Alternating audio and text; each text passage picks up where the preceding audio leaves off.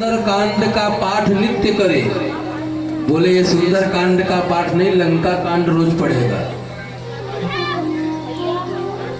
ये ऐसा कुछ भी नहीं करेगा जो धर्म से जुड़ा हो।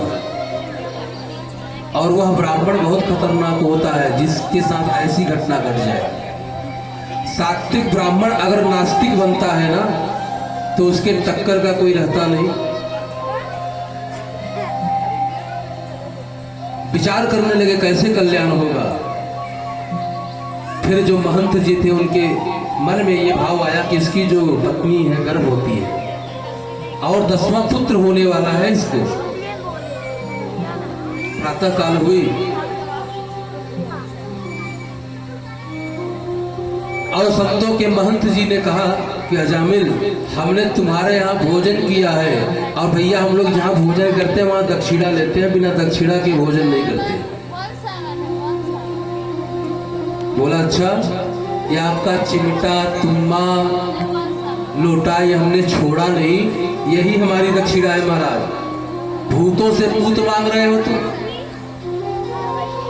अरे अगर ये ना कहती तो सब ले जाता, मैं बाजार में बेच के अब तक आ गया होता महाराज, आप लोग जब सो रहे थे। अरे बेटा मुझे दक्षिणा में पैसा नहीं चाहिए। बोले फिर क्या चाहिए आपको?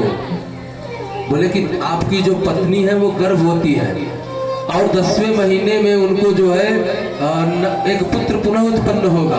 बोले कैसे आप जानते हो? बोले हम बोल रहे हैं ना। और अब की बार जब पुत्र होना तो उसका नाम आपको रखना है नारायण। बोला क्यों? नारायण क्यों नाम रखूं? हमारी जो इच्छा होगी हम वो रखेंगे, पप्पू डब्बू ऐसा नाम कुछ रखेंगे। और नहीं समझ में आएगा तो गूगल बाबा से पूछेंगे, वो आजकल बॉर्डर नाम बताते हैं।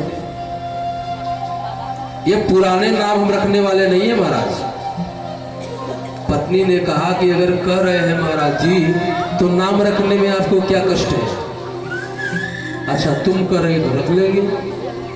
समय व्यतीत हुआ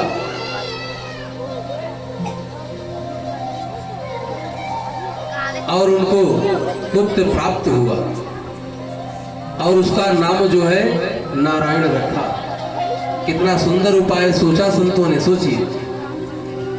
और सबसे छोटा था इसलिए अजामिल भी बहुत प्रेम करता था, मां तो करती ही थी।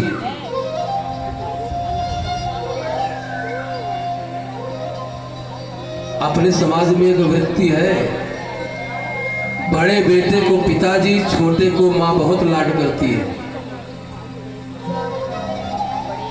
लेकिन यहाँ अजामिल और उनकी पत्नी दोनों जो है नारायण को बहुत प्रेम करती है।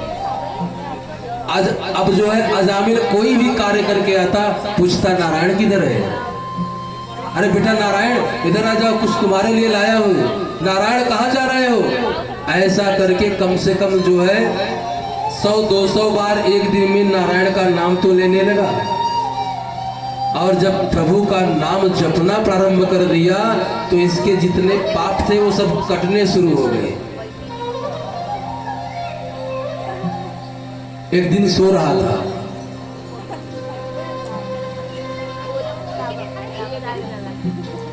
तभी देखता क्या है कि यमराज के दूत आ गए हैं और उसके प्राणों को पकड़ करके खींच रहे हैं। यम फांस में बांध करके खींच लिया